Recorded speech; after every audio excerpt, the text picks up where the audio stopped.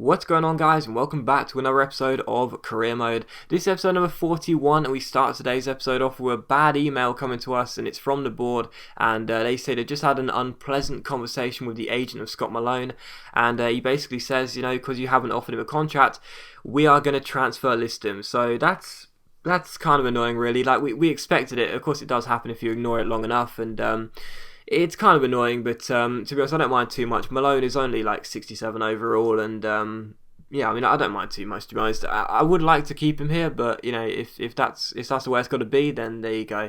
I'm not offering him a new contract, man. We gave him a new contract at the end of last season. He still has like 3 years to go, and he doesn't get into the squad, do you know what I mean? So there's no real need, to be honest. But we took a quick look at the league table there. Also, before showing our squad calendar, we've got City away from home on the Sunday. Then we've got Tuesday night fixture against Manchester United at the Den. And then, of course, we've got the FA Cup final next weekend. So a pretty interesting week, really, because you would have seen by the league table, we are indeed now mathematically safe. We are now safe for next season. We will not be getting relegated whatsoever. We could lose all our remaining games 26-0, and all the teams below us could win 27-0 and for each game, and we still wouldn't get relegated. We are mathematically safe, and that is fantastic news for us. So 4 games to go. We are on 41 points. I'm hopeful of getting to about I don't know, realistically maybe 44, possibly 45, but yeah, I'm just so happy we're safe now, and I'm really pleased with that, and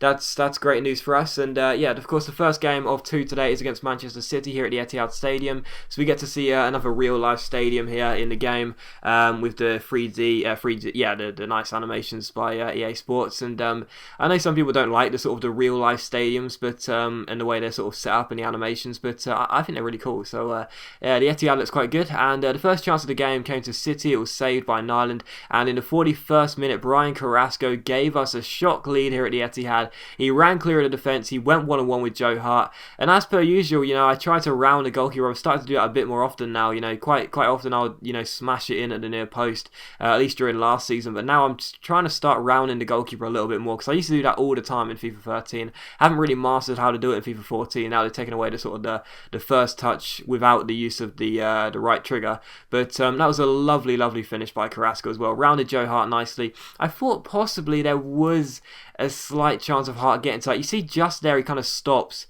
and then he tries to dive and he doesn't get to it. Maybe if he would have dived and took all his momentum with him, he could have got to it, but I can see why he didn't, and obviously Subotic couldn't get there either. So I'm not taking anything away from the finish by Carrasco. It was a lovely run, lovely take, and a lovely chip into the back of the net, but maybe, just maybe, Joe Hart could have got there. But anyway, in the 49th minute, I am once again the master of my own downfall, because the ball, we are playing out from the back once again, and of course you wouldn't have seen the last episode, which was up earlier for you guys, and once again, thanks so much for all the likes on this morning's video. I really hope you enjoyed that, and hope you enjoyed this one as well. So as per usual, if you want to leave a like, that's much appreciated. You guys did fantastically well this morning. But yeah, you would have seen in the last episode this morning, like, it's I can play out from the back, and I usually do. Well, I always do, and usually I'm perfectly fine at doing it, and usually it works out fine. But sometimes you give the ball away, and sadly, if you're playing against good opposition, they'll punish you for it. So Negredo made it 1-1, and in the 59th minute, Negredo scored again, and the Spanish striker made it 2-1 to Man City. So sadly,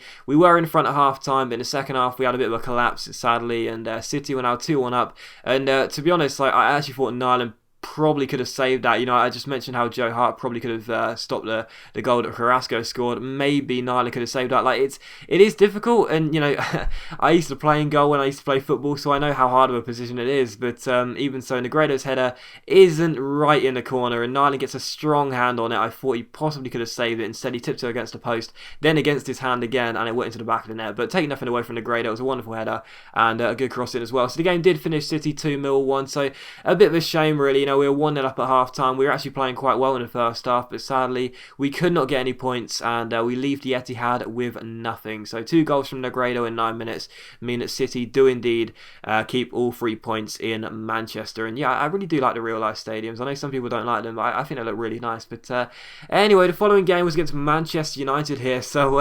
we're facing Team Manchester at the moment. First Man City, now Manchester United, one after the other. So yeah, we take on United.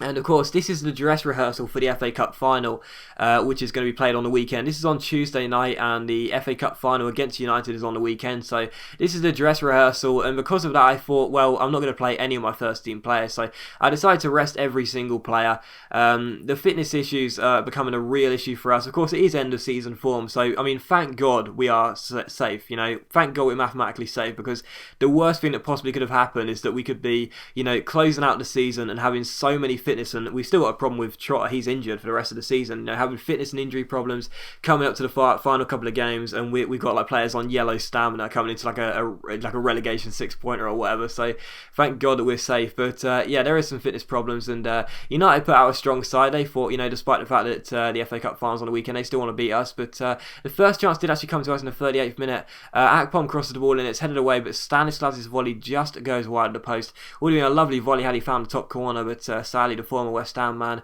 Guru West Ham, could only put the ball wide. And in the 45th minute, Josh Wright's onto the ball, gives it to Alan Dunn. A rare start for our long-serving right back. Takes the ball past Fabio there, crosses the ball in, and it almost caught Lindegaard or De Gea out of the near post there. I think it was Lindegaard, but yeah, it almost caught him out there. But sadly, it hit the top of the bar or maybe the roof of the net and went over. So still 0-0. But in the 54th minute, this is exactly why I rested all my players, because I didn't want to get any players injured for the FA Cup final. And look what happens to United. It's one of their best, if not their best players, Wayne Rooney, who gets an injury. So Rooney goes down, he's injured, and you know, we won't know for sure, but I'd imagine that'll probably put him out for the FA Cup final. So this is exactly why I decided to rest the entire side. So Rooney gets injured, and that's probably one of the, you know, I don't like to say it's good that a player gets injured, but for the purpose of our success in the FA Cup, it is good. So Rooney gets injured, and yeah, he's off. And in the 90th minute here, a great chance for United to steal the win. Nani's free kick hits the bar, and it goes over. So Gail Padermo, getting his first start in the Premier League, keeps a clean sheet. So how about that? Gail Padermo makes one appearance in the Premier League. It's against Manchester United, and he keeps a clean sheet. So the game does finish 0-0, and I was actually quite pleased with that, to be honest. It's obviously going to be a very difficult game for us facing United, and especially with the fact we made 11 changes as well. It was always going to be really difficult for us, and to be honest, we probably got the best thing we could have had realistically. You know, a draw, a clean sheet, and we also injured one of United's key players. So there you go, 0-0, and that's a very decent result for us. But yeah, the last thing you'll see is us use the press conference feature just to show you the build-up for the FA Cup final. That will be out tomorrow afternoon. That we have episode number 42. That's going to be out tomorrow afternoon, so look forward to that. It is going to be a live game, so it'll be a live commentary Q&A. So look forward to that. It should be really good fun. And as always, guys, a big thank you for watching today's video. If you've enjoyed having a double upload today, then please consider leaving a like, because it only takes a second and it really does help my channel out. And I'll see you for the next episode tomorrow afternoon, which will of course be the live commentary of the FA Cup final against Manchester United. See you then.